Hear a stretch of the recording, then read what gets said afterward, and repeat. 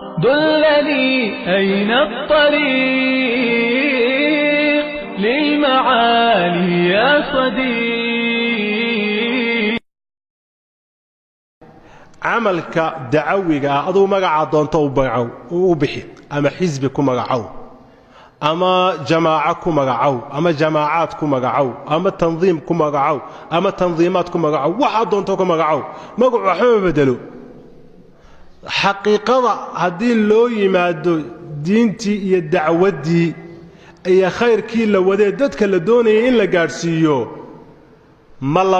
نظامين كرايو مضح يمين كما الله كلا سمين كرا أحزاب السياسية أنا كما ورميو أي دولة السياسة كل الله ما يا حزب النوع عاس أنا كما ورميو لكن وحكا ورميا أور ديميد أو دعوي oo islaaxi oo u taagan ummadda inuu islaaxiyo oo bedelo oo wanaag ugu bedelo sida amalka in loo nidaamiyo waxa weeyaan wax diidaya oo sharciga alle diidaya aniguna ma arag cida ku celcelinaysa dhowr iyo 20 sano ku celcelinaya iyana ma keenin. su'aal halkan aad u soo noqnoqotay waxay leedahay qaabo kala duwan loo soo qoray islaamku muxuu ka qabaa in jamaacad dhexdiisa laga sameeyo ama ma xukmu jamaacad islaamiya sidaas ayay su'aasha khulaasadeeduna tahay. axaadiista nabiga calayhi salaatu wasalaam waxaa ku soo aroortay jamaaca qura jamaacaad oo jamaca axaadiista nabiga calayhi salaatu wasalaam kumay soo aroorin wahiya aljamaaca ayuu nabigu calayhi salaatu wasalaam وهي الجماعات رسولك عليه الصلاة والسلام أورد. marka arinkaasi maadaama uu ku soo noqnoqonayo oo tarafkii muctadiga ahaa uu marba ku soo celcelinayo ayay waxay keensanaysaa in dadka laga celiyo leeyado warkada sida aad u fahantay ma aha hadii ay wax ka khaldan yihiin oo sida aad adigu ay kuula muuqatay aad sawaab u haysatana adeer liibaane ku soo dhawow gogol cilmi ku soo dhawow kaalayo aynu wada fadhiisano isla eegno oo labadeena mid baa wax ka khaldan yihiin aynu wada fadhiisano isla eegno liibaane waliba waxa weeyaan ma doonayo inaan magaciisa sheego uu galis garanaya codkayguna uu gaari doona adeer liibaane intaad waxa soo dhanba iskaga baxdo adeer wiiga soo socda kutubtaada soo guro aynu isugu nimaadno madal cilmiyo bila turxaano walaaltinimo aho xaqa aad soo bandhigayso cidda ku khilaafsanay soo bandhigayso laba mid bay noqonaysaa ama aaday wax ka yara khaldameen ama cidda kale wax ka khaldameen marka waxaan leeyahay oo ku soo gunaanadaya anigoo waliba rajaynaya oo in badan lagu soo celceliyay adigoo ixtiraamaya tullaabul cilmiga ama kuwa adiga kula jooga ama kuwa cid kale la jooga adeer liibaane waqtiga fogeynay wiiga soo socda caawa habeenkeedo kale usbuuca soo socda iyo magaalada Hargeysa meesha aad ka doorato aynu isugu nimaadno horena waxba lagaaga hayayo aad faafisay waa yuxshar an-naas duha marka ama duha ha noqoto ama casran ha noqotee waxa weeyaan hal isugu yimaado si buuqan tullaab ilmigi dhex galay looga saaro adeer ku soo dhawo maaidatul ilmi ku soo dhawo hadii kalena deekada dadka دكتور فيصل أنا سيجارة دود ولا قلماي عيد كلا علماء الدعوة السلفية كم إذا ما طلبة العلم السلفيين ولا قليس أنا ما شفته طيبها كقوسته أسبابنا ويلاضح ولا داعية لذكرها شيء استدنا وحويا وحي نجوا تشبينا يا ما شفته وحال يسوي الدين كره محد كل يدي سيجارة دكتور فيصل إن أولاد ضد ما دام adiga si gaar ah ku codsaday hadalkayga hore waxaan ku sheegay arinta noocaas inay asbaab leedahay asbaabtaas oo aan sheegay inaanay waajib ahayn marka inaan sheego laakiin hadda waxaan ku khasbanahay asbaabtaasi wax kamida inaan sheego maadaama asbaabtii xaqiiqada ahayd mid aan ahayn Dr. Faisal uu ku sheegay sababtan u diiday in isaga si gaar ah aan ula doodo ama culimada dacwa salafiya ay ula doodaan asbaabtaasi waxa kow ka ah waxay aniga ila muuqatay wal ilmu inda Allah Dr. Faisal doodan uu ku soo celcelinayay ama teedka badan uu hayay haariga uu ku yahay inuu ujeeddo ka leeyahay ujeeddada uu ka leeyahay waxaa ka mid ah inuu isagu ku soo caanbaxo cidda caanka ah iyo cidda ku caanbaxaysa in la isweydiiyaa waa muhim waxaadna igu kalifaysaa horena waan u tilmaamay sheekh cabdulaahi barbaraawiyo aan ku iri waxaad noqotay ashama akhin fii xisbihi tii baad weli wadaa dadkana waxaad u dhibgelinaysaa waxay taxaashib ka samayn lahaayeen oo ka tarafuci lahaayeen inay mustawaha u soo degaan oo sidaa u hadlaan baad ku qasbaysaa sheekh cabdulaahi barbaraawi 29 buu sheegay inuu ka tegay wadanka oo uu Yemen tegay isagoo cumrigiisu waliba uu 20 ka yar yahay taasi waxay khilaafsan tahay jaadadii ahlul cilmigu samayn jireen ee cilmiga ahlul baladkooda ay marka hore xasilin jireen ka bacdi ay meel kale u intiqaali jireen waxa muuqata adoo taxsiil badan lahayn in aad Yemen u intiqaashay Yemen marka tagtayna 4 sanadood iyo waxaan dhaamin bad soo joogtay oo waliba meel kala duwan aad marmartay haday tahay Damaaj in kastoo ragga qaarkood oo reer Damaaj ay inkirayaan in Sheekh Muqbil arday u ahayd iyo meel kale 4 sanadood qof maqnaa oo intaasoo meelood u kala kickiitimay taxsiilkiisa waa la garanayaa markaad soo noqotayna halkaad cilmiga ka dalbi lahayd ee ahlul cilmigi baladka aad cilmi ka qaadan lahayd ayaad waxaad isku qaaday laba qodob oo aan isqaban karin oo ah inaad wacdiga aad ku shuhrowdo oo dadka aad wacdido iyadoo shay xasana u yahay laakiin wacaada waxa gaaliban ay ku dhacaan akhtaa'aad iyo aad u fara badan ahlul cilmiguna way tanbiihiyaan wacaada iyo qisaasta inaan warkooda aad loo qaadan waxaad kaloo ku aanbaxday inaad khalqiga ilaahay ee saalixiin iyo cubaad iyo nooc walba leh inaad carabkaaga ku jaraaxayso ayaad ku aanbaxday idan labada qodob ee aad ku aanbaxday haday wax ku tarayaan oo ay caan ku tahay qaado haday aniga u timaado anigu bixamdilaahi tacaala adaa qiraya sheekh Cabdikariim Xasan Xoosh inaan cilmiga ka qaatay iyo culimada kale la midka ahlul baladka iyo macaahida sharciga ee wadanka ku yaal ama macadka ceergaabaha noqoto ama waxa weeye ka bacdi markii aanu nimid ha noqoto markii dambana ilaahay nagu irsaaqay inaan tagnay jaamaca islaamiga oo akaabir ulama 14 sanadood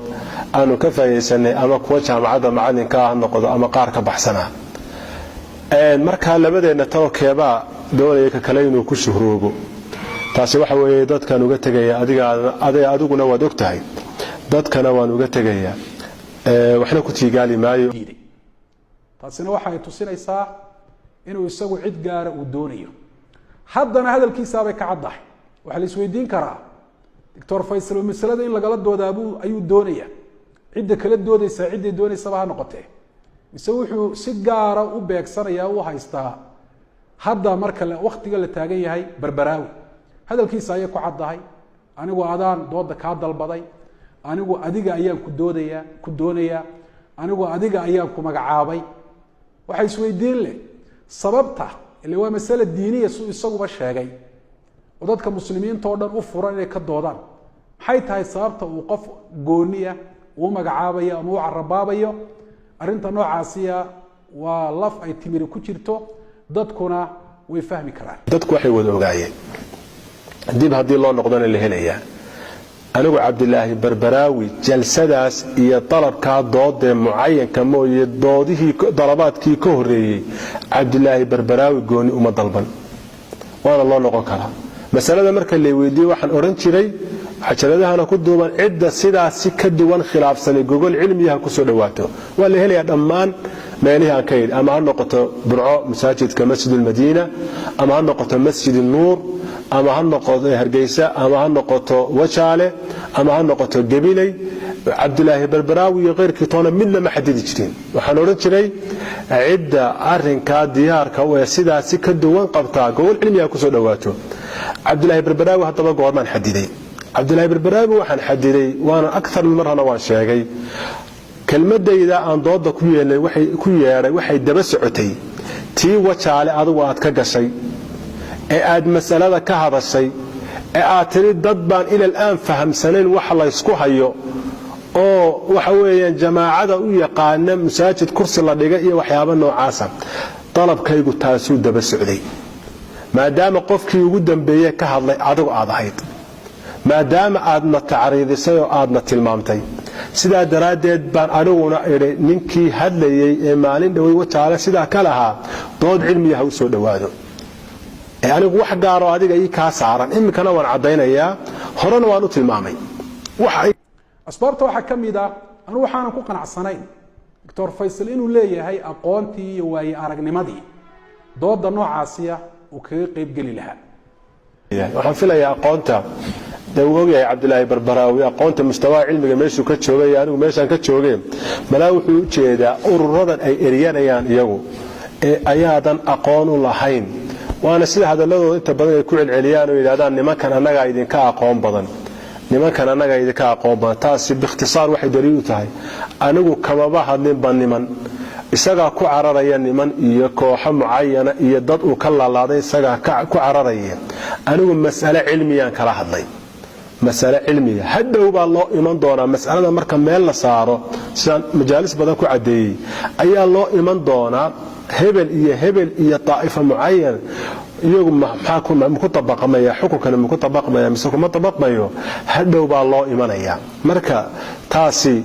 markeeda hal la gaaro haddaad adigu iga aqoon badan tahay dawaa'iftan joogay haddaan anigu kaaga aqoon badanahay